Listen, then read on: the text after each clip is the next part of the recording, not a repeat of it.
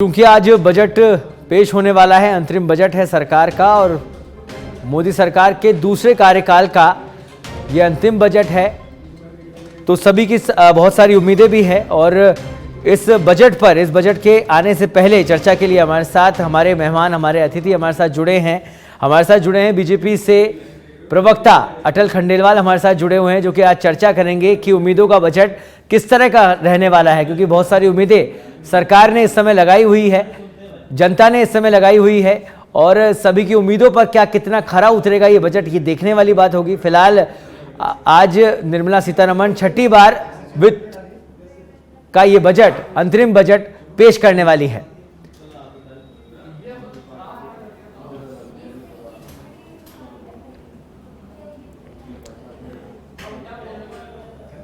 और हमारे साथ इस विषय पर चर्चा करने के लिए हमारे साथ स्टूडियो में हमारे मेहमान मौजूद हैं। हमारे साथ मौजूद है अटल खंडेलवाल जी, जो कि बीजेपी से प्रवक्ता हैं। अटल जी, आपसे जानना चाहूंगा सबसे पहले तो कि आपको क्या उम्मीदें हैं, जनता को उम्मीदें हैं, आपको अपनी सरकार से क्या उम्मीदें हैं, किस तरह का ये बजट होना चाहिए, आप कैसे देखते हैं इसे? देखिए, क्योंकि ये मोदी सरकार का इस बार का अंतिम बजट है, तो ये अंतरिम बजट है। और माननीय वित्त मंत्री निर्मला सीतारमण जी ने पहले ही बता दिया कि इस अंतरिम जो बजट पेश किया जाता है, उसके अंदर सरकार के जो कार्य चल रहे हैं, जो सर्विसेज और सरकार से रिलेटेड जहां व्यय होने, उसका एक लिमिटेड 3-4 महीने का बजट बनता है और वही पेश होता है। इसमें बहुत ज़्यादा फेरबदल की गुंजाइश नहीं। बट ये भी है कि भाई इस अंतरिम बजट के अंदर जो देश के अंदर जो भी योजनाएं चल रही हैं, जो ऑलरेडी चीज़ें हैं कि भाई जैसे उज्ज्वला में गैस सिलेंडर मुफ्त दिए जा रहे हैं, पेंशन को लेकर के है, और अन्य जो किसानों को निधि दी जाती है, इस तरह की सिचुएशन तो बनी ही रहेगी। लेकिन बहुत ज़्यादा जैसे टैक्सेस में फेरबदल, मेरे को नहीं लगता कि टैक्सेस में फेरबदल होगा, क्योंकि ये अंतरिम बजट है। इस बात को उन्होंने भी क्लियर कर दिया और हमें भी समझ में आता है कि ये केवल 2-3 महीने का जो सरकार का और स्टेट्स का रिलेटेड व्यय है, उसको लेकर के ये बजट पेश किया जाएगा। लेकिन सर, कुछ दिनों पहले कार्यक्रम के अंदर शिरकत करने पहुंची थी निर्मला सीतारमण। उन्होंने अपने भाषण में कहा था कि 4 वर्गों को खास में ध्यान में रख के अंतरिम बजट पेश किया जाएगा, जिसमें किसान थे, महिला थी, युवा थे और गरीब थे। तो क्योंकि उनकी उम्मीदें फिर बढ़ गई, उसके बाद जब इस तरह का स्टेटमेंट केंद्रीय मंत्री देती हैं तो उम्मीदें इन तमाम वर्गों की बढ़ गई है। आप किस तरह से देखते हैं कि इनको किस तरह से साधने की कोशिश की जाएगी, क्योंकि अब आने वाले दिनों में चुनाव की तैयारी भी आप लोग कर रहे हैं? देखिए, पहले मैं आपको बहुत स्पष्ट कर दूं कि चुनाव की तैयारी को लेकर के अंतरिम बजट नहीं पेश किया जाएगा। अंतरिम बजट देश के सापेक्ष में पेश किया जाएगा। जहां तक आप महिलाओं को, युवाओं को, बेरोजगार मतलब गरीबों को इस तरह से है, तो इनको जो योजनाएं दी जा रही है, जैसे अभी अपन देखते हैं कि मुफ्त अनाज योजना है, तो वो तो जारी रहेगी। आवास है वो देना जारी रहेगा। ऑलरेडी वो फिक्स्ड है कि भी गरीबों को आवास देना हमारी पुरानी योजनाओं का हिस्सा है। तो और स्वास्थ्य है, उसको लेकर भी ये जारी रहेगा। किसी तरह के अलग से टैक्सेस नहीं लगाए जाएंगे। और बिल्कुल 3-4, ये बात भी मुश्किल से ऐसे मान लीजिए 3-4 महीने का बजट है, उसके बाद नई सरकार आएगी, तब नई योजनाएं और बहुत सारी चीज़ें बहुत अच्छे ढंग से रखी जाएगी। ठीक है सर, अगर आप कह रहे हैं कि नए टैक्सेस नहीं लगाए जाएंगे तो ये तो एक राहत है, लेकिन बड़ी राहत चाहिए लोगों को महंगाई से, बढ़ती महंगाई से राहत। उसको कम करने के लिए क्या कुछ तैयारी सरकार की है, और क्या वो सब कुछ तैयारियां इस बजट में देखने को मिलेगी? बिल्कुल, देखिए, बढ़ती महंगाई, अभी आप जो विषय है आप इसको भी आप देखेंगे तो ये महंगाई हर महीने अलग अलग इसमें आकलन आता है। कभी वो घट जाती है, कभी बढ़ जाती है, और इस तरीके से ऐसा भी नहीं है कि महंगाई दर बहुत तेज हो चुकी है, ऐसा मुझे नहीं लगता। और मेरे को जो समझ में आता है कि महंगाई का जो इन्फ्लेशन है वो अभी बिल्कुल ठीक है और हो सकता है इसके अंदर महंगाई को ही इस बजट में ध्यान में रखते हुए माननीय सीतारमण जी कुछ ना कुछ स्पेशल प्रावधान लाएंगी। सर महंगाई का कितना क्या प्रभाव है वो तो जैसे ही हमारे रिपोर्टर से हम जुड़ेंगे तो जनता के बीच में मौजूद होंगे, जनता अपनी राय उस पर रख ही देगी। लेकिन बड़ी परेशानी मध्यम वर्ग को यहाँ पर होती है सर। तमाम जो योजनाएं हैं वो लागू कर दी जाती है, युवाओं की बात कर ली, गरीबों की बात कर ली, महिलाओं की बात कर ली, किसानों की बात कर ली, लेकिन जो एक मध्यम वर्ग नौकरी पेशा वर्ग जो है उसको टैक्सेशन में कहीं ना कहीं छूट चाहिए होती है, जो पिछले जो बजट सत्र हैं वहाँ से अब तक नहीं देखने को मिली है। दूसरी ओर महंगाई अपने आप में कहर ढा रही है लोगों पर। नहीं, 2.5 लाख से 5 लाख पिछली बार दिया ही है ना छूट टैक्सेस में। अगर आप देखें तो 2.5 लाख से 5 लाख कर दी टैक्स की जो छूट है। हाँ। तो ऐसा नहीं है कि हमारे जो बजट है वो केवल किसी विशेष वर्ग के हिसाब से आते हों। मध्यम वर्गीय लोगों के लिए भी ये छूट थी। और इस बार क्योंकि आप समझिए एंट्रीम बजट में बहुत ज़्यादा टैक्सेशन को लेकर के प्रावधान नहीं किए गए, कभी भी नहीं किए गए, तो इस बार मुझे नहीं लगता कि भी इस तरह से कोई सीतारमण जी, और उन्होंने पहले भी अवगत करा दिया कि इस तरह का कोई बहुत ज़्यादा अपेक्षाएं ना रखी जाए कि भाई छूट मिलेगी। मेरे को नहीं लगता कि इस बार कोई छूट मिलेगी। ठीक है सर, मोटे तौर पर क्योंकि निर्मला सीतारमण ने अपने कुछ ही दिन पहले अपने भाषण में 4 वर्गों की बात कही थी, महिला, किसान, युवा और गरीब लोग। एक एक की बात कर लेते हैं सर। क्योंकि आप किस तरह से देखते हैं अगर गरीबों की बात की जाए तो क्योंकि जो गरीब तबका है उसको देश में किस तरह से उठाया जाए उसकी और लगातार सरकार कहती है कि हम लोग प्रयास कर रहे हैं। आपको क्या क्या काम दिखाई देते हैं और आप क्या सोचते हैं कहाँ कमी है, क्या होना चाहिए इस बजट में उन लोगों के लिए? देखिए, ऑलरेडी आप देखिए कि 80 करोड़ लोगों को अनाज मिल रहा है ना, मुफ्त में अनाज मिल रहा है 80 करोड़ लोगों को। तो ये एक तरीके से, अब इसको गरीब भी नहीं कहेंगे, लेकिन ये लोगों की सहायता के लिए ये एक अच्छा प्रावधान है। उसका कारण भी आप समझ लीजिए कि भाई यूक्रेन जो कि बहुत बड़ा गेहूं उत्पादक देश है, वहाँ पर अस्त व्यस्त वाली स्थिति है, तो सरकार उस गेहूं को खरीदती है और ख़रीद करके उसको सब्सिडाइज रेट में बाज़ार में देती है और लोगों को मुफ्त में देती है। उससे उनका बजट, आप जो महंगाई की बात करें, उससे उन लोगों का जो किचन एस्पेक्ट है वो थोड़ा सा कम हो जाता है। उसी तरीके से आप देखें कि पीएम आवास योजना है, उसमें 2.67 लाख तक की रिबेट्स हैं, सब्सिडी हैं, और गरीबों को लेकर के बहुत सारी योजनाएं, उज्ज्वला योजना है, महिलाओं को लेकर के वहाँ गैस सिलेंडर मुफ्त में दिया जा रहा है। और अब तो राजस्थान सरकार 450 रुपये में गैस सिलेंडर दे रही है। जो बड़ा बदलाव हो सकता है वो पेट्रोल डीजल को लेकर के। अटल जी, चर्चा अपन जारी रखेंगे। फिलहाल दर्शकों को ये तस्वीरें दिखा देते हैं, एक्सक्लूसिव तस्वीरें। निर्मला सीतारमण इस समय मंत्रालय के बाहर तमाम टीम के साथ फोटो सेशन करवाती हुई, हाथ में उनके अशोक स्तंभ लगा हुआ बहीखाता उनके हाथ में है, और एक नवाचार जिसके लिए बीजेपी सरकार जानी जाती है, लगातार पिछले दोनों सरकारों के अंदर नए नए नवाचार करती हुई ये सरकार दिखाई भी दी। और ये भी नया नवाचार है जब वित्त मंत्री के हाथ में ब्रीफकेस नहीं है, हाथ में बही खाता है। फिलहाल फोटो सेशन यहाँ पर हो रहा है। पूरी टीम वित्त मंत्रालय की, जो कि केंद्रीय मंत्री वित्त मंत्री निर्मला सीतारमण के साथ मौजूद हैं। आपको बता दें कि 9:15 बजे वित्त मंत्री संसद पहुंचेंगी। सुबह 10 बजे कैबिनेट की बैठक में बजट को मंजूरी दी जाएगी। उसके बाद सुबह 11 बजे संसद में वित्त मंत्री निर्मला सीतारमण का बजट भाषण शुरू होगा। बजट के बाद शाम 4 बजे नेशनल मीडिया सेंटर में प्रेस कॉन्फ्रेंस आयोजित की जाएगी। तो ये पूरा स्केड्यूल आज केंद्रीय मंत्री निर्मला सीतारमण का रहने वाला है और आज सभी की निगाहें इन्हीं की तरफ होगी, सभी इन्हीं को सुनना चाहेंगे। अटल जी, नवाचारों के लिए सरकार जानी जाती है। तस्वीरें हम देख रहे हैं कि हाथ में बहीखाता हाथ में है, तो इसको आप किस तरह से देखते हैं कि बहीखाता हाथ में, ब्रीफकेस क्यों नहीं है? इसमें भी कोई बात है सर पीछे? देखिए, इसको आप बहुत पहले से समझेंगे कि मतलब जब यूरोप के अंदर ब्रिटिश संसद है, उसके अंदर बजट पेश किया जाता था तो वो चमड़े के बैग में पहली बार कुछ फाइल्स रख करके और पेश की गई। उसको फ्रेंच में बुगेट कहा जाता था और इंग्लिश में उसे बजट कहा जाने लगा। तो उसी को फिर पूरे विश्व ने अपना लिया और अपना हर साल बजट पेश करने का वो रहा। अब क्योंकि ब्रिटिश टाइम से भारत के अंदर भी संसद के अंदर वो ब्रीफ केस के ही अंदर वो पेश किया जाने लगा था। तो उसको देखते हुए कंटिन्यू वही परंपरा चलती आ रही थी।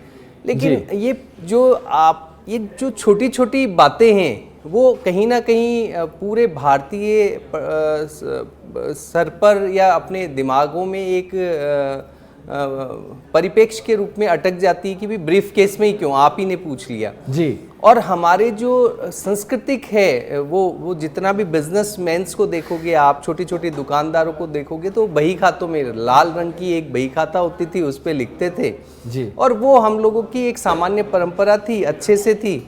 तो ये जो गुलामी की जो भी चिन्ह है उसको हम एक तरीके से उसको उस तरीके से देखते हुए उसको एक एक दरकिनार करते जा रहे हैं और ये एहसास दिलाने की कोशिश कर रहे हैं कि ये स्वतंत्र भारत है, इसकी अपनी एक परंपराएं हैं, वो चाहे व्यवसाय के लेके हो, अर्थव्यवस्था को लेकर के हो, सांस्कृतिक मूल्य को लेकर हो, नैतिक मूल्य को लेकर हो, बस उसी को देखते हुए अब इसको बही खाते के रूप में संसद में पेश किया जाता है। ठीक है, बिल्कुल सही बात है सर। सभ्यता और संस्कृति से जुड़े रहना भी चाहिए और वो इस सरकार में दिखाई भी दे रहा है। अटल जी, हम लोग चर्चा कर रहे थे 4 वर्गों की, जिसका जिक्र पहले ही सीतारमण ने किया था और आज उसी को केंद्रित करते हुए ये बजट, अंतरिम बजट आएगा, ऐसी उम्मीदें जताई जा रही है। बात हम लोग कर रहे थे गरीबी की, कि गरीबों को किस तरह से राहत दी जाएगी, गरीबों के लिए क्या कुछ सरकार सोचती है और गरीबी खत्म हो उस दिशा में क्या काम हो रहे हैं, और आप इस बजट में, इस अंतरिम बजट में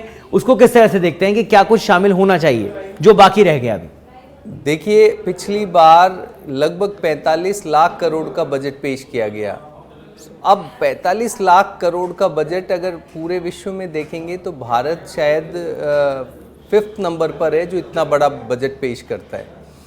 और जहाँ तक गरीबी की बात है तो 45 लाख लोग, अब की बार जो पॉवर्टी इंडेक्स के अंदर आया था कि 45 लाख लोग उसमें से बाहर आ गए हैं। तो धीरे धीरे 89 करोड़ लोगों में से 45 करोड़ लोगों का बाहर आ जाना गरीबी रेखा से, ये एक बहुत बड़ी निशानी है। अच्छा, गरीबी के भी कुछ इंडेक्स हैं, जैसे कि खाने को लेकर के, जैसे कि पहनने को लेकर के, आवास को लेकर के, रोजगार को लेकर के। तो सरकार का उस तरफ ध्यान है। आवास आप देखिए, 4 करोड़ आवास दिए गए। तो 4 करोड़ आवास ये गरीबी हटाने का ही एक क्रम था और उसके कारण ही ये दिए गए। तो धीरे धीरे इनको मुख्य धारा में शामिल करते जा रहे हैं। गरीबों को लेकर के भी बहुत सारी उज्ज्वला योजनाएं, गैस सिलेंडर दे रहे हैं, अनाज दे रहे हैं, मुफ्त स्वास्थ्य दे रहे हैं, आयुष्मान भारत के अंदर स्वास्थ्य दे रहे हैं। तो ये सारी चीज़ें जब शामिल हो जाती है तो गरीबी देश में, इंफ्रास्ट्रक्चर बढ़ रहा है तेज़ी से। आप देखें तो हर जगह इंफ्रास्ट्रक्चर बढ़ रहा है, रेल परियोजनाएं बढ़ रही है, नित्य नए अंतर्राष्ट्रीय लोग यहाँ पर इन्वेस्टमेंट कर रहे हैं। हम लोगों के लिए वो माहौल बना रहे हैं जिससे लोग यहाँ पर आकर के इन्वेस्ट करें, अपनी फैक्ट्रियां लगाएंगे तो वो रोजगार उत्पन्न होगा, तो रोजगार दिए जाएंगे जी। अब रोजगार को भी आप केवल सरकारी रोजगार को लेकर के नापने लग जाएंगे तो आप और हम तो बेरोजगार हो गए जी। तो ये नहीं, इसको इस तरीके से कि देश की इस व्यवस्था में जिससे कि आप काम करो और पैसे आए, तो इस तरीके का जो भी प्रावधान है उसके तहत ही जितनी भी योजनाएं हैं वो सब चल रही हैं और काम हो रहे हैं जी। और अगर बात करें सर किसानों की, क्योंकि किसान हमेशा इंतज़ार में रहता है कि कोई राहत मिलेगी, क्योंकि सुनवाई कहीं पर नहीं दिखाई देती है। कि अभी बात किसान सम्मान निधि की करें तो 6,000 रुपये से आगे बढ़ाने की बात हो रही थी, तो कितना बढ़ाया जाएगा? क्योंकि किसान की आय दोगुनी करने की बात लगातार केंद्र सरकार करती आई है। देखिए, एक बात, 2 बातें आप समझ लीजिए कि केवल किसान निधि बढ़ाने से आय दुगनी होने वाली नहीं है। ये तो एक तरीके की छोटे किसान एक सपोर्ट होता है सर। हाँ, तो छोटे किसान है ना, उनको एक राहत है जी। उस राहत से आप उनकी रकम को डबल नहीं कर सकते, इनकम को डबल नहीं कर सकते। तो मैं वही तैयारी जानना चाह रहा हूं, दोनों अलग अलग बातें हैं। तैयारी एक होता है राहत देना, एक होता है तैयारी जी। देखिए, उनकी फसल का सही मूल्य मिले उन्हें। हाँ। पहला, बीज उन्हें अच्छा मिले जी, उनको खाद अच्छी मिले, उनको नए नए तरीके से कृषि की नई नई योजनाएं मिले, किस तरह के बीज जिससे कि उपज ज़्यादा पैदा हो, कौन से उनको डेटा मिले, पंचायतों में डेटा का डिस्कशन हो कि भाई ये वाला बीज अगर इस मौसम में लगाया जाएगा तो ये क्रॉप है वो महंगी है, ये सस्ती है जी, ये सारा आकलन तो अटल जी मैं वही जानना चाह रहा हूँ, अभी तक कितना काम तो आप लोगों ने कर लिया है? क्योंकि विपक्ष आप पे लगातार इसी बात को लेकर प्रश्नवाचक चिन्ह लगा देता है कि बार बार कहते हैं आप हर मन से कि किसानों की आय दुगनी की जाएगी। किस हद तक पहुंचे, कहां तक पहुंचे अभी तक आप? देखिए, अगर किसान, आप क्या समझते हैं, किसान इस देश में करीब करीब नहीं तो ऐसे माना जाता है कि भी 60% लोग गाँव में बसते हैं। अब अगर मैं इस डेटा को मान लेता हूं तो बहुत बड़ा वर्ग गाँव में किसानी कर रहा है, और अगर ये लोग भारत की अर्थव्यवस्था में शामिल नहीं होते तो हम विश्व की 5वीं बड़ी अर्थव्यवस्था नहीं हो पाते। ये संभव नहीं था, और 3 ट्रिलियन को हम क्रॉस कर चुके, 5 ट्रिलियन की तरफ हम 2027 तक आ जाएंगे, 2025 तक। तो ये जो पैमाने हैं ना, चर्चा को आगे बढ़ाने के लिए हमारे साथ एक और हमारे गेस्ट हमारे साथ जुड़ गए हैं। कांग्रेस से प्रवक्ता नितिन सारस्वत जी हमारे साथ जुड़ गए हैं। सर बहुत बहुत स्वागत है आपका। नितिन जी, बजट आज आने वाला है, अंतरिम बजट है सरकार का, आखिरी बजट कह सकते हैं दूसरे कार्यकाल का। आप किस तरह से देखते हैं, क्या उम्मीद आपको है?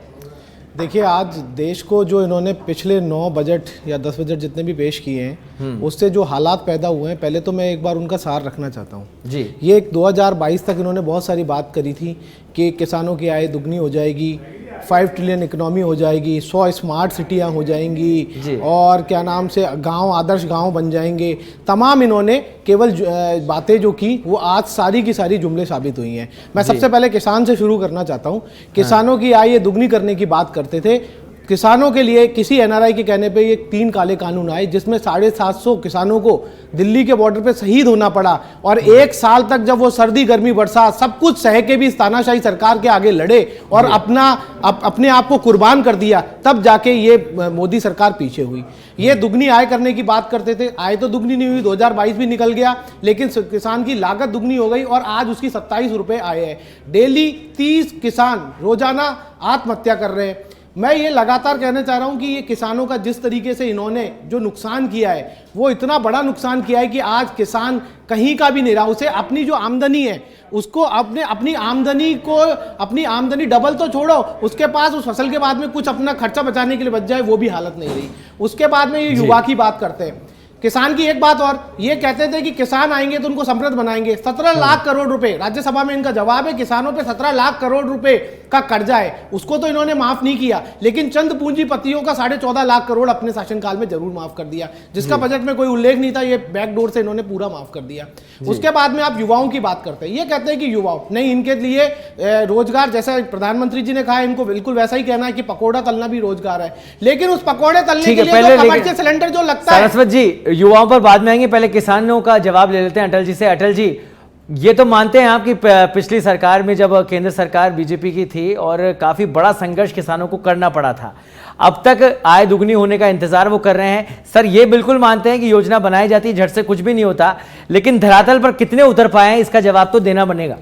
बिल्कुल बनता भी है, और हम देखो कांग्रेस की तरह केवल इस देश की जो ऐसे नहीं है कि रामलला के ऊपर 20-20 वकील खड़े कर दें और राम सेतु को नकार दें, इस तरीके का नहीं है। हम नब्ज टटोलते हैं, हम सस्टेनेबल किसान की आय को बढ़ाना चाहते हैं जी। ये नहीं कि उनको रिलीफ के नाम पर केवल उनको खराब खाद दे दी जाए, या उन्हें एग्रीकल्चर के लिए नए नए जो परंपराएं विकसित हुई है, ट्रैक्टर और नई कृषि यंत्र से उनको विमुख कर दें, उस तरह की शिक्षा प्रणाली अपनाई जाए, तो किसानों को हम सस्टेनेबल बना रहे हैं। आपको पता है यहाँ पर जो खाद का जो एक खाद है उसका कट्टा कितने का आता है और देश को कितने का पड़ता है? करीब करीब 1900 रुपए का एक खाद का कट्टा है, जिसको 300 रुपए में किसानों को दिया जाता है।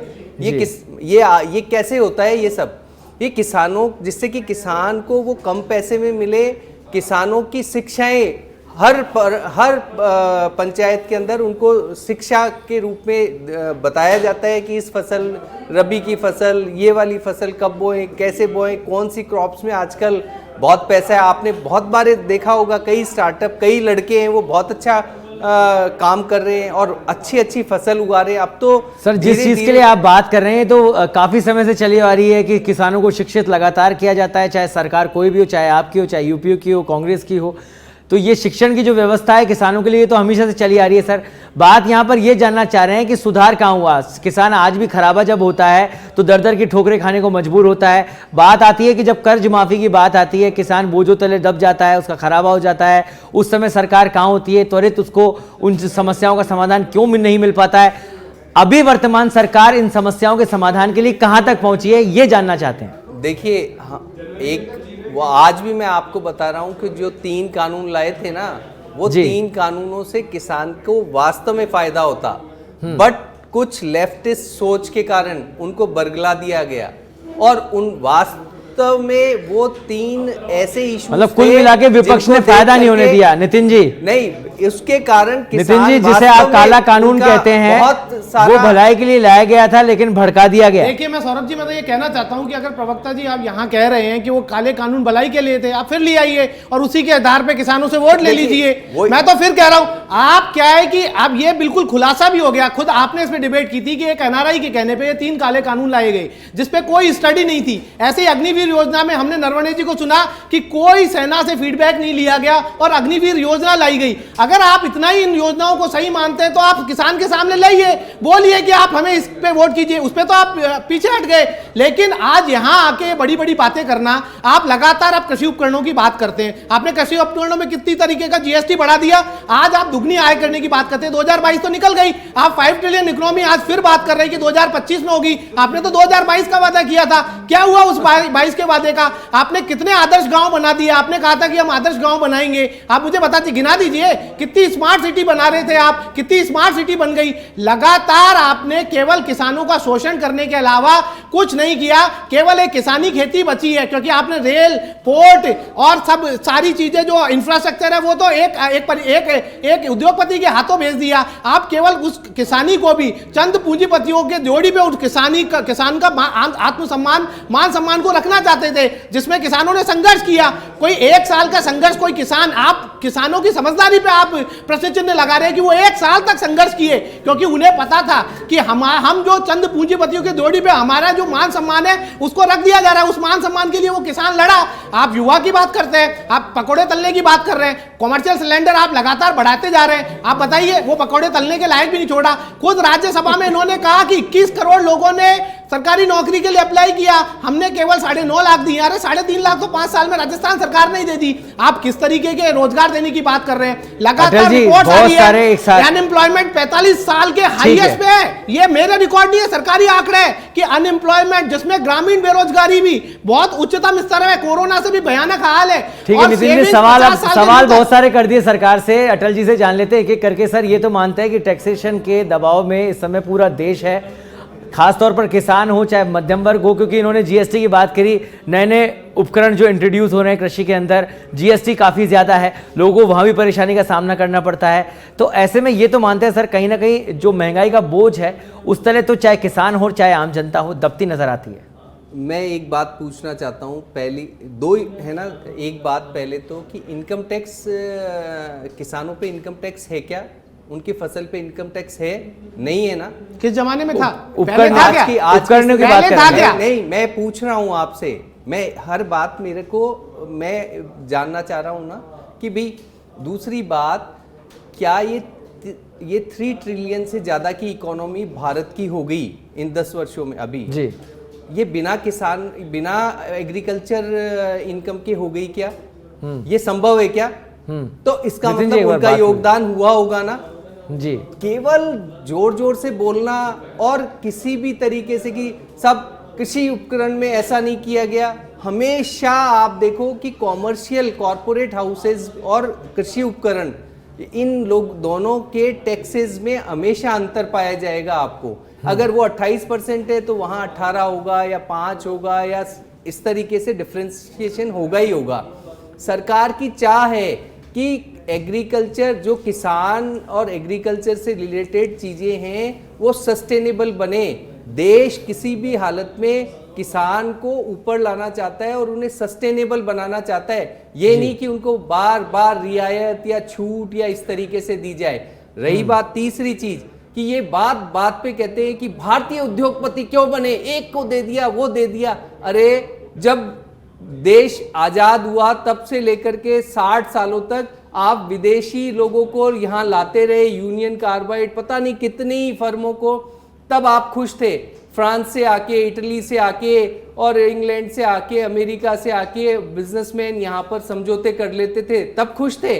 आज भारत ठीक है, जवाब देते हैं। नितिन जी, परेशानी क्या है? देश के उद्योगपति आगे बढ़ रहे हैं तो अच्छी बात है और देश का पैसा देश में काम आ रहा है, तकलीफ कहां पर है सर? देखिए, बिल्कुल मैं आपको समझाना चाहता हूं। आज टाटा ग्रुप है, आप एक बात टाटा ग्रुप और अडानी ग्रुप को बराबर में रख के देखिएगा।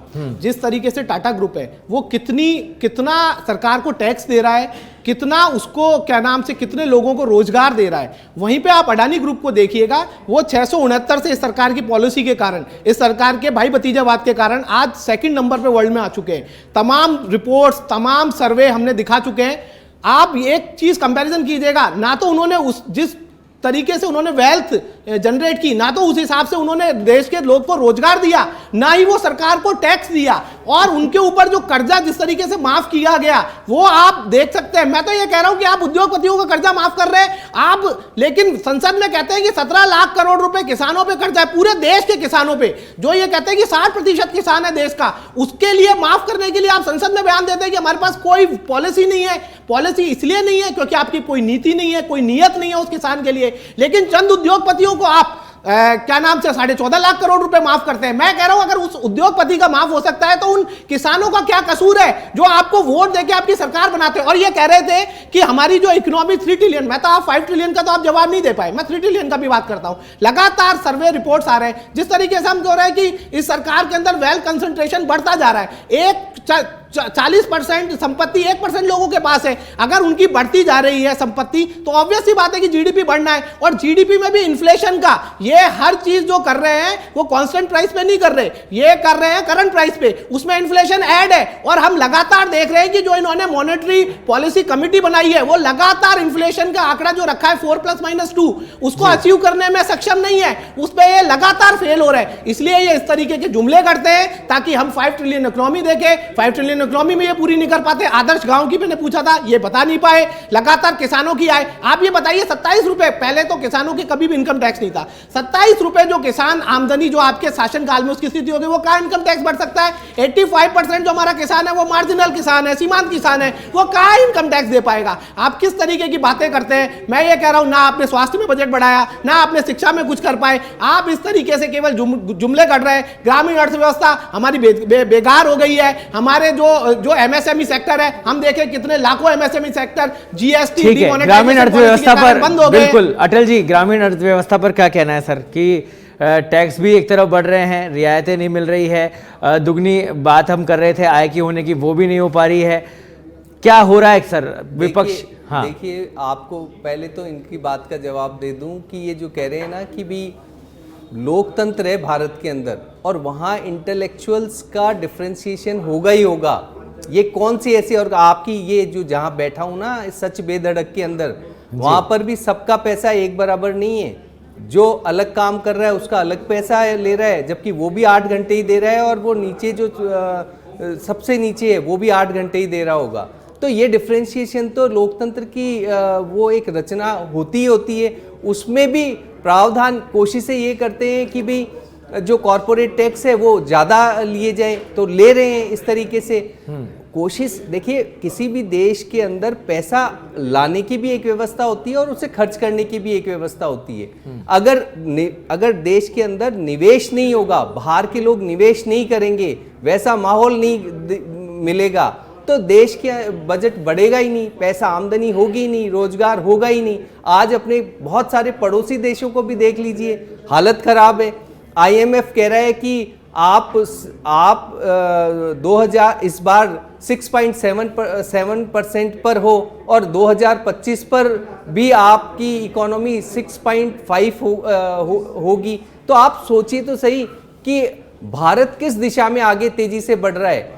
और ये जो कह रहे हैं कि भी आप कह रहे हो कि गांव खुशहाल नहीं है, आप एक बार जाकर देख कर आओ गांव के अंदर। ऐसी आज के 20 साल पहले जाते गांव को, बिजली हर घर पे, लगभग सारे घरों में बिजली आने लग गई। तो सर इस पूरे बजट से ना केवल किसानों को, क्योंकि जैसा कि हम लोग पहले भी चर्चा कर रहे थे, केंद्रीय मंत्री ने पहले ही कहा कि 4 वर्ग खासतौर पर युवा, महिला, किसान और गरीबों को ध्यान में रखकर ये अंतरिम बजट पेश किया जाएगा। तो केवल उम्मीदें किसानों को नहीं, युवाओं को भी उतनी ही है। युवाओं की अगर बात करें तो यहाँ पर सबसे बड़ा मसला आज तक देश में आज़ादी के बाद से यही बना हुआ है कि रोजगार क्यों नहीं मिल पाता है, उसकी तैयारी क्यों नहीं हर बार हो पाती है। जब आप विपक्ष में होते हो तो सारे सवाल होते हैं, सारी समस्याएं होती है, ना उस समय समाधान निकल पाता है, और जब सरकार में आ जाते हो तब भी समाधान नहीं निकल पाता। तो उसकी क्या तैयारी इस बजट में, क्या कुछ नया देखने को मिलेगा? देखिए, नवाचार के लिए वैसे ही आप लोग बहुत जाने जाते हैं। देखिए, हम एमएसएमई को भी दुरुस्त कर रहे हैं, और रोजगार की जहां तक बात, रोजगार का मतलब पहले बहुत क्लियर स्पष्ट, रोजगार मीन्स क्या कि आप कुछ काम करें और उस काम के एवज में आप पैसा ले। यही तो पूरे विश्व में रोजगार का जो अगर परिभाषित करें तो यही तो है कि आप कुछ काम करें, उसके एवज में पैसे लें। तो आज की तारीख में रोजगार का मतलब क्या होगा कि भाई गवर्नमेंट एक तो रोजगार दे दे, एक प्राइवेट इंडस्ट्री रोजगार दे दे, एक खुद आप व्यवसाय करें, उससे रोजगार उत्पन्न कर लें। यही 3-4 व्यवस्थाएं हैं।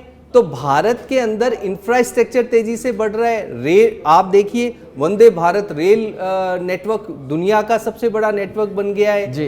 बैंकिंग, आप यूपीआई पूरा। तो सर ये आप जवाब विपक्ष को देना चाह रहे हैं कि 2 करोड़ रोजगार की बात करी, तो इस तरह से हम रोजगार एक और बात देखिए, स्टार्टअप 90,000 स्टार्टअप हो जाना जी, 100 से ज्यादा यूनिकॉर्न हो जाना। हाँ। ये छोटी मोटी बात नहीं बता रहा हूं आपको, ये मजाक समझ रहे। 3 ट्रिलियन तो विपक्ष क्यों सवाल उठाता है फिर नितिन जी?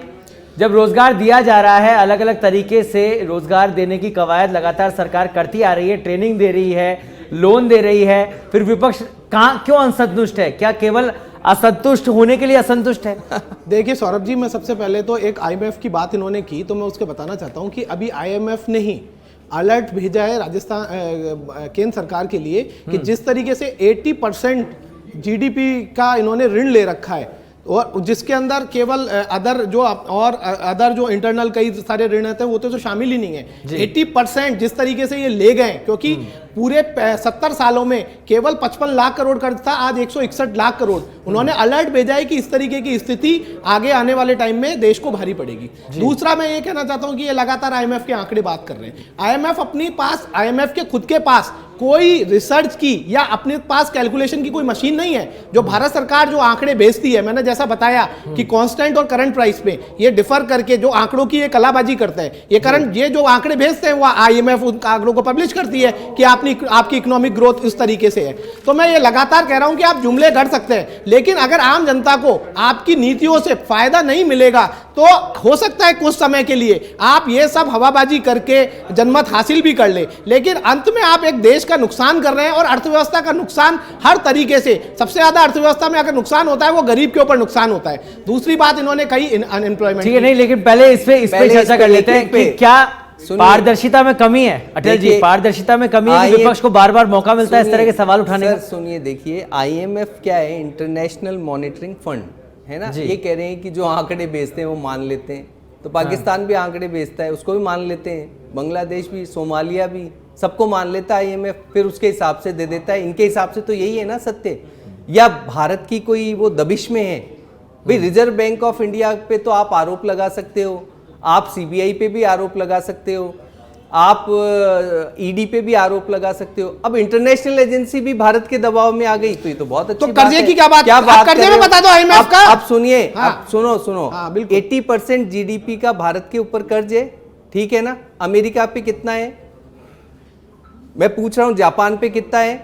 जी, अपन भारत में रह लेते हैं, 131 भारत की बात कर लेते हैं, ऐसा उदाहरण नहीं लेते सर। नहीं, मैं आपको पे कितना है, नहीं, पाकिस्तान की क्या स्थिति हो रही है उसको जानने की हमें आवश्यकता नहीं है, हमें देश को संभालना है। लेकिन जो आरोप लग रहे हैं ना कि भाई IMF है, वो डेटा भेजते हैं और वो मान लेते हैं, ये बिल्कुल मतलब सरासर आरोप जैसे आरोप है, जैसे ये लगाते हैं। और करंट प्राइस पे मैंने बताया कि वो मशीनरी, सुनिए, आप आधार चेंज कर दोगे और इन्फ्लेशन ऐड कर दोगे तो बिल्कुल बिल्कुल ऐसा लगेगा। सुनो सुनो सुनो, और कर्ज देखो, कर्ज लेने के भी 4 प्रारूप हैं, 4 तरीके से कर्ज लिए जा सकते हैं। एक देसी कर्ज जो हमारे ही संस्थानों से लिए जाए, दूसरा विदेशी कर्ज जो कि ये IMF, वर्ल्ड बैंक या इंटरनेशनल बैंक से लिया जाए।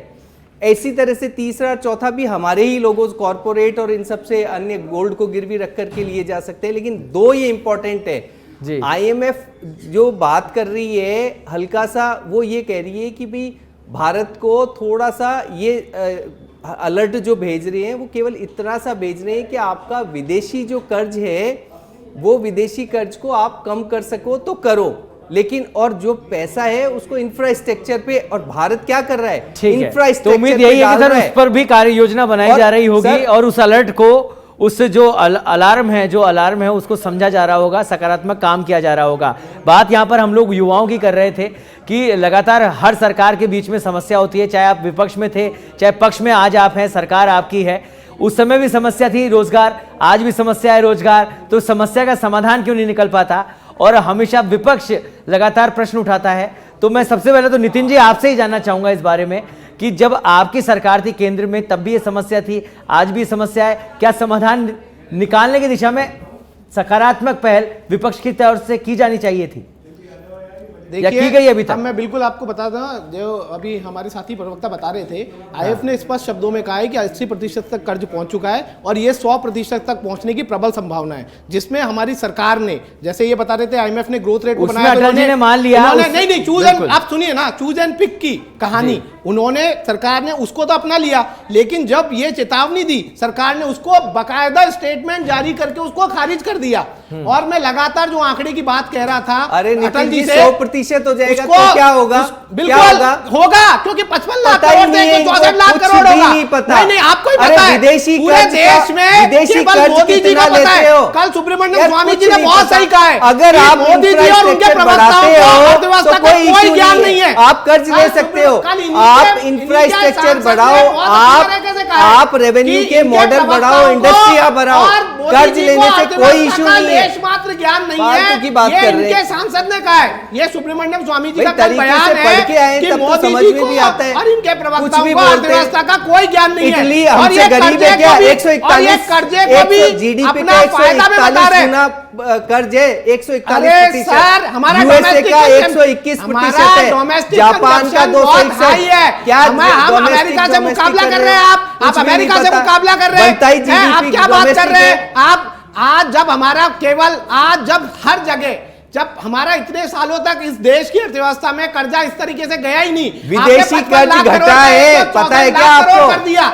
आपने, कुछ भी नहीं पता आप और बोले जा लगातार रहे हो। लूट बचा रहे पेट्रोल डीजल के नाम पे, बस आपको पता है, क्योंकि पेट्रोल डीजल की लूट से आपको पैसा आ रहा है, आपको पता है कि पेट्रोल कभी डीजल कहते की हो लूट अच्छी है, पैसा आ नहीं रहा, आप कभी उज्ज्वला कहते हो सिलेंडर के पैसा अंदर आ रहा है। आपने अरे बदमाशी चाहते कर दी, क्या हो? वो अच्छा है, आपको पता है, 3 काले कानून अच्छे हैं, वो सब आपको पता है, सारी चीजें और सारा ज्ञान मोदी जी और मोदी जी के प्रवक्ताओं को बचा है, बाकी पूरा देश बेवकूफ है। वो किसान जो 1 साल पड़े रहे, देखो, जिन्होंने 750 विदेशी कर्ज 2005 से 2013 तक 10 लाख से 34.5 साल की रिकॉर्ड मानी बेरोजगारी बता रहे हैं, 240% 50 बढ़ा था। साल का सबसे और लो ठीक है शेड्यूल नितिन जी, बता रहे ठीक है हैं, ठीक वो है सब नितिन बेवकूफ है। जी, नितिन जी सुनिए, मेरा सवाल इसीलिए सौरभ जी, था एक मिनट, सौरभ जी, कि एक हम मिनट, लोग समस्या सौरभ पे जी, 30 समस्या की सेकंड, बात करते हैं, समस्या पे समाधान की सौरभ बात जी, नहीं 30 करते हैं। सेकंड, जब लास्ट 20 सेकंड सर इस विषय पर, जब आपकी क्योंकि नियत गृह हो, चर्चा करनी है इस पे। मैं कह रहा हूं जब आपकी नियत हो समस्या का समाधान करने की, तभी वो समस्याओं के जब आपने किसानों के कर्ज के लिए बोल दिया, अरे कि हम हमारी माफ नहीं नियत थी करेंगे, 370 आप की, राज्यसभा राम में बोल मंदिर की दिया हटाए आपने, ना, जब किया ना हमने। कैग की रिपोर्ट में आया, कैग की रिपोर्ट में तमाम घोटाले, चाहे आयुष्मान योजना में हो, चाहे सड़क बनने के अंदर हो, चाहे मंत्रालय के अंदर जो स्कॉलरशिप है उनके अंदर घोटाले उजागर हुए, क्या कार्यवाही हुई? जब आपकी नियत ही नहीं है, फिर कहेंगे कैग को ज्ञान ही नहीं है, कैग को पता ही नहीं है कि हाईवे 18 करोड़ में 250 करोड़ कैसे बन गया, हमने तो उस पर हवाई जहाज उतारने के लिए बना दिया था। और ये इनको 7.5 जो आयुष्मान योजना के अंदर हमने देखा जिस तरीके से मरे हुए लोगों में अपने आयुष्मान योजना का जो खर्चा था, जो बीमा था, वो उनको अलॉकेट हो गया। फिर ये कहेंगे कि कैग को ये भी ज्ञान नहीं है। केवल आरोप लगाने से मतलब है, इसके केवल अलावा गुमराह कोई करना, व्यवस्थाओं केवल के सॉल्यूशन भटकाना, नहीं है, केवल सॉल्यूशन चिल्ला-चोट नहीं। करना, ये केवल विपक्ष झूठे और जुमले लेफ्टिस्ट गढ़ना, केवल इसके अलावा आरोप लगा भाजपा के के देश अलावा को कोई कमजोर लोन इनके कैसे पास किया कोई जाए, एजेंडा नहीं है। इसका ठीक है, उत्तर अटल जी इनके से जवाब पास है। लेते हैं। हाँ अटल जी बताइए, तमाम देखिए आरोप- सर, जी। विदेशी कर्ज 2005 से 2013 तक 10 लाख रुपए से 10 लाख करोड़ से 34.03 लाख करोड़ हुआ, मानी 240% बढ़ा विदेशी कर्ज इस पीरियड में। और मोदी सरकार के अंदर 37 से 43.31 करोड़ हुआ, मानी 17.31 लाख करोड़, 46% की वृद्धि हुई मात्र। जी इंपॉर्टेंट है विदेशी कर्ज किसी भी देश का, और विदेशी कर्ज भी हम घटाना ही चाह रहे हैं। ये विदेशी कर्ज को घटाया गया है और रिजर्व मनी जो भारत की है वो 4th नंबर की सबसे बड़ी रिजर्व मनी पड़ी हुई है भारत के पास में। तो अटल जी आज क्या की खुद तारीख के में। पैरों पे खड़े होने के लिए विदेशी कर्जा बहुत जरूरी हो जाता है? देखिए कोशिश ये की जाती, विदेशी कर्ज कई बार लेना पड़ जाता है। 1990 में तो ये हालत थी सर कि सोना गिरवी रख के लेना पड़ा था कर्ज देश को बचाने के लिए। जी। तो और हमारा राज नहीं था, कांग्रेस का ही राज था। हाँ। तो ऐसे समझने की कोशिश करिए कि ये अलग अलग कर्ज की डेफिनेशन है, कर्ज किस रूप में लिया जा रहा है। आप अगर इंफ्रास्ट्रक्चर बढ़ा रहे हो, आप औद्योगिकरण बढ़ा रहे हो, तो उससे रोजगार आएगा, उससे खर्चे बढ़ेगा, खर्च बढ़ने के बाद में आपका सरकार के पास आय आएगी तो उसको उसका इंफ्रास्ट्रक्चर और बिल्कुल एक बड़ा स्रोत होता है आगे बढ़ने के लिए, कर्ज भी लेना पड़ता है। नितिन जी, अगर कर्जा ले रहे हैं और उसे कम भी कर रहे हैं तो दिक्कत क्यों हो जाती है? आप अगर फ्री बीज बांटोगे कर्ज लेकर के तो इशू है जी, वो उस पे आपको नितिन थोड़ा जी, सा सोच समझ के खर्च करना देखिए, चाहिए। नितिन जी, सौरभ जी, कर्ज तो राज्य सरकारें भी issue ले रही है। थी मैं वही कह पहले रहा हूं राज्य ना। सरकार। जी, राजस्थान मैं में बिल्कुल कांग्रेस कह रहा थी। हूं, मैं हाँ। बिल्कुल वही बता रहा हूं। ये इन्होंने और एक और इनका आपको डेटा दोगुला कि चरित्र है। 70,000 आज यहाँ राजस्थान में एक डेटा और सुन लो कि राजस्थान सरकार एक व्यक्ति पे 70,000 रुपए का कर्ज छोड़ के गई, और केंद्र जी। सरकार का भी 70,000 रुपए है। आज की तारीख में पूरे भारत में एक व्यक्ति पे कर्ज 1.40 लाख रुपए है जी। तो आप जरा सा सोचो, राज्य सरकार का 70,000 और देश की इतनी सारी जिसमें ठीक है, डिफेंस नितिन जी, वगैरह हाँ, सब अब आ गया बताइए तो सर। 70,000 तो अब कितना बताइए कर्ज सर। लिया राजस्थान नितिन जी, गवर्नमेंट जवाब ने? दीजिए। क्योंकि फ्री बीज जब आप बांटोगे तो यही हालात होंगे, तो आपकी व्यवस्था में आय आएगी नहीं। सर व्यय वापस होगा। गेंद आपके पाले में आ गई है, क्योंकि जब आपने शुरू करी कर्ज की बात तो कर्जा तो राज्य सरकार ने भी लिया और पिछले 5 साल कांग्रेस राज करके गई राजस्थान में। देखिए, अब मैं आपको बिल्कुल आंकड़े के साथ बताना चाहता हूँ। सबसे पहले जी। तो मैंने जो हालत बताई, जो मैंने इनसे पूछा कि कितने गांव स्मार्ट हुए, किसानों की आय 27 रुपए क्यों रह गई, क्यों पेट्रोल डीजल पे लगातार लूट, जो बोलते थे कि डेली चेंज होगा, क्यों $80 प्रति बैरल होने के बाद में भी लगातार लूट जारी है, क्यों इतना कर्ज बढ़ चुका है, क्यों हमारा इंडस्ट्रियल जो प्रोडक्शन है वो नेगेटिव में आ चुका है, क्यों हमारे देश की सेविंग 50 साल के सबसे लो स्तर पर, ये केंद्र सरकार के आंकड़े, मेरे आंकड़े नहीं है, क्यों इन्फ्लेशन हम अभी भी तक कंट्रोल में कर नहीं कर पा रहे हैं, क्यों 2018 में हमने 5 ट्रिलियन इकोनॉमी की बात करी, क्यों अभी तक आप फिर दोबारा उसके लिए आगे के साल बताने लग गए हैं। अब इसके बाद में आप कर्ज की बात कर रहे हैं। बिल्कुल मैं आपको बताना चाहता हूं, सबसे पहली बात तो इन्होंने बोला आज का जो आउटकम है कि किसानों के लिए काले कानून अच्छे थे, सरकारी नौकरियां नहीं दी जा रही, वो भी अच्छी बात है। आउटकम नहीं आया सर, नहीं बिल्कुल इन्होंने बोला किसान के लिए काले कानून अच्छे थे। बिल्कुल काले कानून क्या, उसमें बहुत सारी बिल्कुल चीजें ये अच्छी बोल थी। रहे हैं। मैं तो कह ही रहा हूं, बिल्कुल आप लोगों ने बरगलाया उनको। मैं कोशिश ये करूंगा हर प्रधानमंत्री चीज में बरगला देते हैं। मैं प्रधानमंत्री तक इनकी बात पहुंचा पाऊं, राम मंदिर में बरगला दोबारा काले दिया, कानूनों 370 पे बरगला दिया, मैं कश्मीर को इतने दिनों तक अटक नहीं दिया। ये आप ही लोगों का कारण है, सौरभ कारण जी, आपका है। एक बार सौरभ जी, ये हर चीज के अटल जी, अंदर इस तरीके अटल जी, की नितिन जी हरकतें ने जवाब करके देते हैं आप। देश की जनता को ठीक है पहले भटका जवाब ले देते हैं। लीजिए। हाँ नितिन जी बोलिए। उसके बाद में इन्फ्लेशन कंट्रोल में है नहीं। अब ये बोल रहे थे कि राजस्थान में फ्री बीज की बात, मैं कह रहा हूं आज पूरा देश 80 करोड़ लोग जो आप वाई लूटते हैं 5 किलो अनाज पे निर्भर है, क्या वो फ्री बीज है या नहीं है? और आज देश के ये हालात है कि 80 इस पे करोड़ जवाब लोग मैं 5 दे किलो चुका, अनाज सौरभ पे जी, निर्भर अगर है। याद ठीक है, ठीक है। हाँ। उसके बाद में अगली बात मैं इनसे पूछना चाहता हूं कि आप जो हर प्रदेश में, कभी उत्तर प्रदेश में सिलेंडर की बात करते हैं, कहीं आप मणिपुर में स्कूटीज की बात करते हैं, आप ऐसी कौन सी योजना है? आप यहाँ पे कल आए तो आपने जो हमने 15% का मैंडेटरी क्लॉज किया था पेंशन योजना में, आप उस पर अपनी पीठ थपथपा रहे हैं। आप कल किसान सम्मान निधि में हालांकि आपने वादा 6,000 का किया था और एक मुश्त 6,000 का किया था, आपने 2,000 बढ़ाए, तो क्या वो फ्री बीज नहीं है? आप जिस तरीके की दोगला चरित्र आप अपनाते हैं, और आप जो पूंजीपतियों को, ये कॉर्पोरेट टैक्स की बात कर रहे थे, कॉर्पोरेट टैक्स लगातार घटा है, आप मैंने 14.5 लाख करोड़ रुपए चंद पूंजीपतियों के माफ किए, क्या वो फ्री बीज नहीं है? आपको क्यों लगता है कि अगर आम जनता के जेब में पैसा पैसा जाएगा, अगर उसको इस कष्ट के अंदर थोड़ी राहत पहुंचेगी और उसके बाद में अगर उसकी आर्थिक स्थिति सही होगी तो वो तो आपके इस अर्थव्यवस्था में योगदान करने वाला है ना।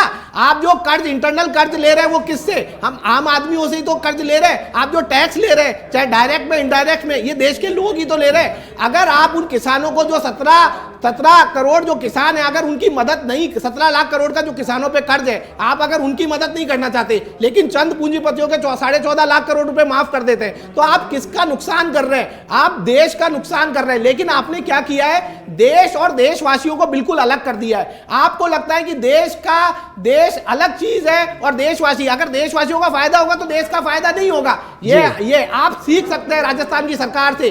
हमने यहां पे जब आए तो हमने इकोनॉमिक ग्रोथ के साथ, मैं वही बताना चाहता हूं, ये बोलते हैं कि कर्ज क्या, जो अभी हमारे टीकाराम जूली जी ने उस दिन सदन में भी कहा कि सर, क्या राजस्थान सरकार, कांग्रेस सरकार ने पूरी तरह से कर्ज माफ कर दिया था? सौरभ जी मेरी एक बात कर जी, हमने यहाँ पे आके किसानों का कर्ज माफ किया, हमने यहाँ पे महंगाई राहत कैंप लगाया। इन्होंने देखिए उन्हीं की जो महंगाई राहत कैंप पे हमें गालियां देते थे, आज विकसित भारत संकल्प यात्रा कैंप उसी की तरफ लगा। एक बात मुझे बताइए, एक तरफ आप कह रहे हैं कि राहत देनी चाहिए, अगर किसानों को 6,000 की जगह 8,000 अब सरकार दे रही है तो राहत दे रही है, आप उस पर भी सवाल खड़ा कर रहे हैं। नहीं, बिल्कुल सवाल इसलिए, आप अगर सौरभ जी संकल्प पत्र आपने पढ़ा हो, अगर नहीं पढ़ा होगा तो मैं आपको उसकी कॉपी दे दूंगा। हाँ। उसमें कहीं भी ये नहीं लिखा हुआ था कि हम किस्तों में करेंगे। उन्होंने उसमें लिखा हुआ था साफ, संकल्प पत्र मैंने कल 4 बार पढ़ा है कि उसमें कि हम एमएसपी 2400 से 2750 मेरा सवाल यह है सर, और 12,000 करेंगे। किसी तरह की सुविधा सरकार की ओर से दी जा रही है, समस्या का तो समाधान कर रही है, तो फिर आप उस पर सवाल क्यों उठा रहे हैं? बिल्कुल, अगर आपने कहा 12,000 रुपए तो 12,000 रुपए दीजिए ना। आप क्यों उसके साथ विश्वासघात कर रहे हैं, उस किसान के साथ जिसने आपको वोट किया है? आपने उस संकल्प पत्र में उसे देखा 12,000, क्या उसमें लिखा हुआ था किस्तों में देंगे? हाँ। आप मुझे बता दीजिए, मैं चैलेंज करता हूं। ठीक है अटल जी, आप जवाब दे दीजिए क्या उसमें लिखा हुआ था? आप सर जो वादा करते हैं उसको उस रूप में क्यों नहीं निभाते हैं? देखिए आप रूप बदल के क्यों आते हैं? अरे सुनो तो सही सौरभ जी, देखिए गुलाब जामुन अच्छा तो था बट टेढ़ा था। अब इसका क्या जवाब दूं? इस गजब बात कर रहे हैं, ये इस तरीके की बातें क्या किस्तों में देने की बात कही थी? हाँ या ना? हाँ या ना? क्या किस्तों में लिखा हुआ था? अरे सुनो, क्या किस्तों में देने की बात कही थी? अब आप जलेबी घुमा रहे कहां से आए ना का जवाब है, बताइए ना। फिर आप बताइए ना जी, एक बार जवाब दे लीजिए तो पहले एक बार जवाब ले लीजिए, जवाब लीजिए ना। आए ना, आप रुकिए, जवाब ले लेते हैं। हाँ, आय कहां से आती, देश की आय किन किन स्रोत से आती है? जी, क्या उसमें लिखा हुआ था? क्या प्रधानमंत्री जी को नहीं पता था? मोदी जी की गारंटी को फेल कर रहे हैं। लेकिन नितिन जी, व्यवस्था तो बनानी पड़ती है ना, ऐसा नहीं है कि नहीं दे रही है सरकार। सरकार नहीं देती तो सवाल जरूर बन जाता है। नहीं, बिल्कुल सवाल बनता है। सुनो तो सही, सरकार दे रही है फिर सवाल बन रहा है। समझिए, मोदी जी गारंटी दी है, ठीक है, उनको पता था कि कैसे किसानों की तरह हम लोग बात कर रहे थे।